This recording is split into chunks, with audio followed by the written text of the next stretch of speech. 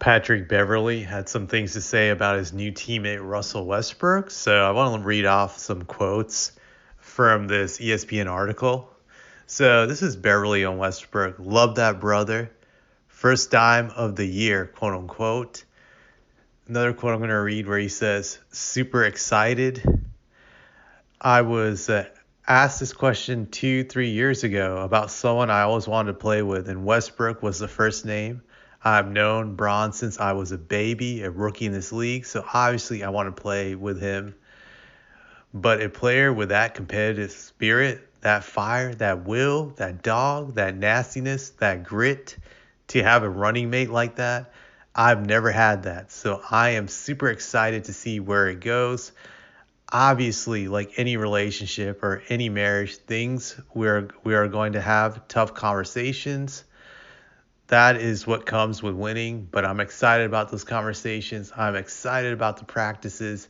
I'm just excited to be able to compete with someone like that. Yeah, I can definitely see him being excited to be in LA for sure.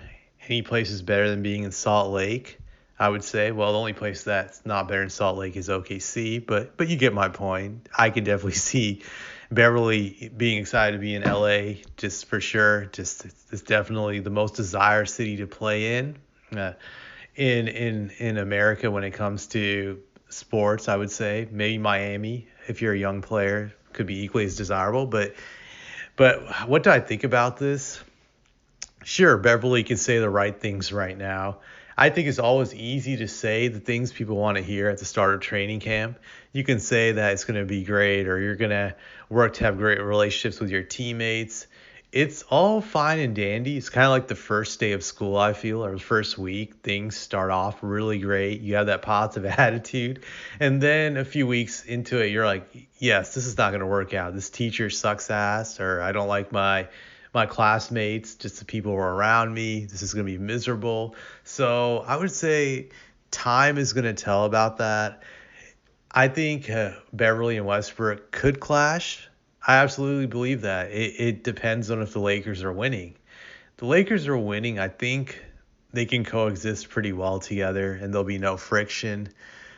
But the moment they start losing, I think there could be friction. Just Beverly is very competitive. He's very competitive, so he's definitely going to be going at Russ. And those things can turn sour when you're losing. For me, I predicted the Lakers to be somewhere between 6-8, and there's a possibility they can miss the playoffs. So I think there will be a lot of turmoil next year in LA. I think there will be pointing the fingers. I do expect Westbrook to be the scapegoat if the Lakers are not winning next year. He's the most convenient pick for LeBron to throw underneath the bus. And you have to assume everybody else will ride that bus with LeBron. That's if they want to stay in LA, because they all know LeBron determines who stays with the Lakers and who doesn't. So I think we have to see how that plays out. So I definitely see friction in the Lakers locker room. I see it happening because I just think it's inevitable. They're going to lose a lot of games. With that becomes a lot of attention from the media, negative attention, since when you're a Laker and you lose, the media just pounces on you. So I expect that to happen.